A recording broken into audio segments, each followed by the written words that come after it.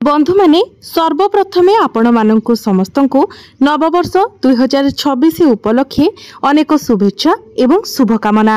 वर्षटी आपणक पई अनुकूल हेउ, आपणकर मनरे थिबा समस्त इच्छा अभिलाष परिपूर्ण हेउ, आपण निरोग रुहंतु, सुस्थ रुहंतु एवं प्रत्येकटी क्षेत्र रे आपण विजय लाभ करंतु।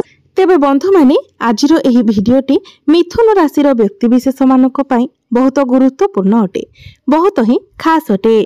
आजिर एही भिडियो रे आमे माने जानिबा जे मिथुन राशिर व्यक्तिविशेष मानक पई एही वर्ष 2026 किपरि रहिबो, आपणकर ग्रह आपणकर साथ देबो ना नाही, आपणकर क्यारियर रे आपण आगकू बढ़िबे कि नाही, आपणकर स्वास्थ्य, शिक्षा, प्रेम जीवन, वैवाहिक जीवन, भाग्य, क्यारियर एवं व्यापार वाणिज्यर स्थिति, आपणकर आय व्यय 2026 मसीह किभଳି रहिबो से विषय आजिर एही भिडियो रे आमे माने विस्तार भाबरे आलोचना करिबा।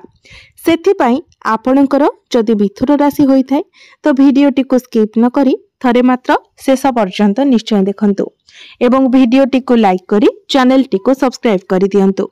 कमेंट बॉक्स रे भक्ति एवं श्रद्धार सहित जय श्री जगन्नाथ, जय मां लक्ष्मी निश्चय लिखंतु।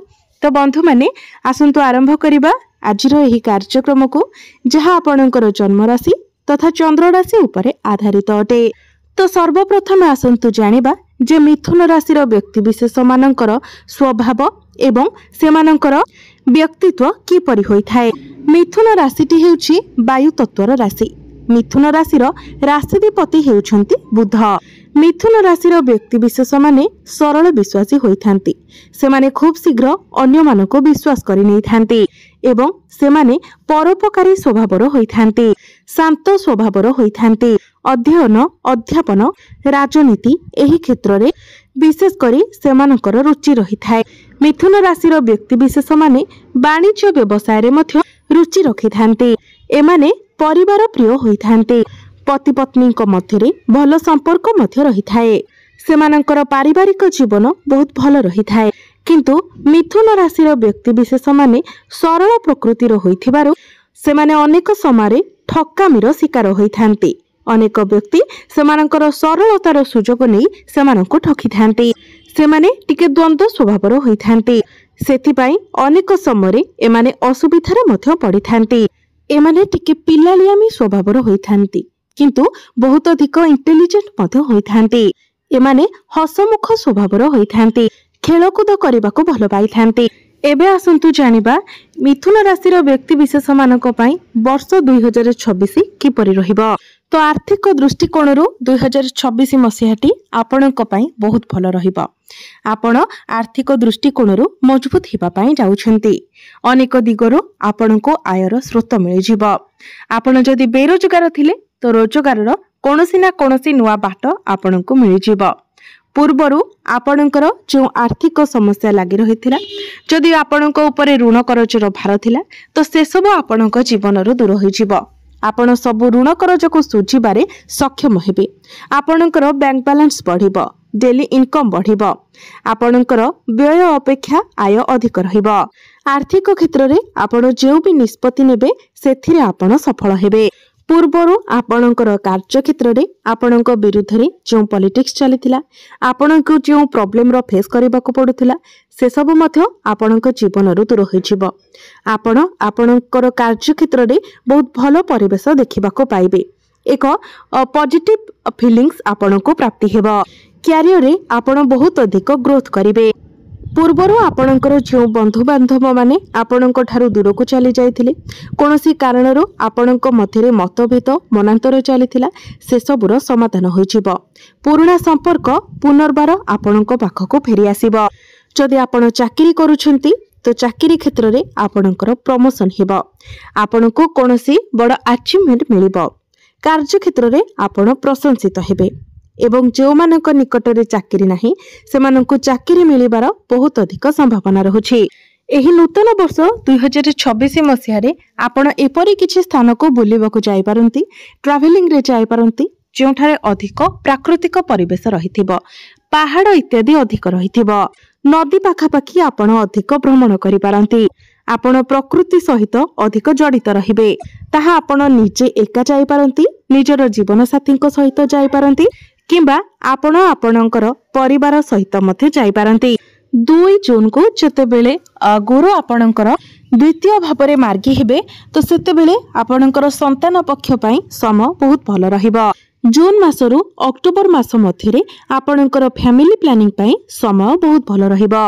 2 जून परे जो विद्यार्थी माने उच्च शिक्षा करिबा पई चाहुतिले सेमाननको पई समय बहुत भल रहिबो। आपण उच्च शिक्षा करिबा पई विदेश यात्रा करि पारंती किंबा दूर को जाई पारंती। आपणको मध्यरे मैनेजमेंट स्किल बहुत भल रहिबो। जदि बैंकिंग लाइन में आपण एग्जाम देउछंती तो आपणको पई बहुत भल रहिबो, किंबा गवर्नमेंट रिलेटेड आपण किछि एग्जाम देउछंती तो एही समय आपणको पई गोल्डन पीरियड रहिबो। जो माने विद्यार्थी अछंती फेब्रुआरी मास परठारु आपणको पई भलो समय आरंभ होई जिवो।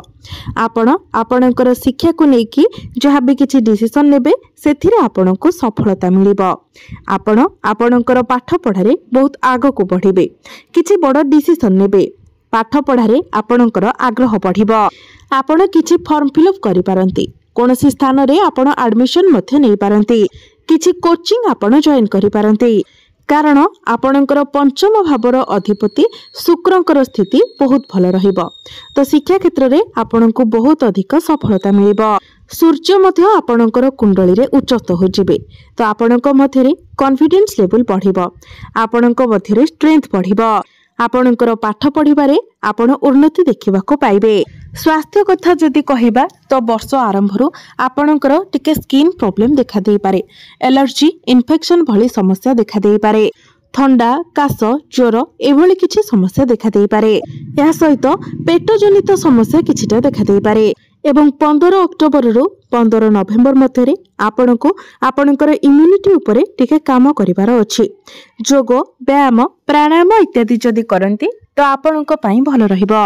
विशेष करी जेतेबेले आपण ट्रैवलिंग करूछंती सेतेबेले आपणको आपणकर स्वास्थ्यर ध्यान रखिबार अछि।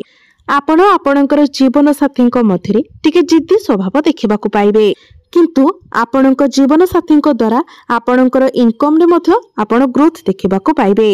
जदि से आपणको किछि सजेशन देउछंती, एडवाइस देउछंती तो निश्चित भाबरे आपण ताहा मानंतु, कारण ताहा आपणक पई लाभप्रद साब्यस्त हेबो। एही नूतन वर्ष 2026 रे आपण आपणकर लाइफ पार्टनर कर पर्सनल एवं प्रोफेशनल लाइफ रे बहुत भलो ग्रोथ देखिबाकू पाइबे। तो बंधु माने अनेक दृष्टि देखिबाकू गले 2026 मसीहाटी आपणक पई अनेक सफलता आनी देबाकू जाउछि। तेबे बंधु माने एबे आसंतु जानिबा किछि उपाय विषय, जो उपाय गुड़िक करिबा द्वारा आपणको अधिक मात्रा रे शुभ फल प्राप्ति हेबो एवं जहा सब अशुभत्व रहुछि से गुड़िक खंडन होई जिवो। सेथिपई प्रत्येक दिन आपण गायत्री मंत्र 108 थर जप करंतु, प्रत्येक दिन आपण हनुमान चालीसार पाठ करंतु एवं प्रत्येक दिन आपण उदित सूर्य को तंबा पात्र रे जलार्घ्य अर्पण करंतु एवं प्रत्येक दिन आपण आदित्य हृदय स्तोत्रर पाठ करंतु। तेबे बंधु माने एही नूतन वर्ष 2026 आपणक पई शुभमय हेउ, मंगलमय हेउ, एहा ही ईश्वरक निकटरे मोर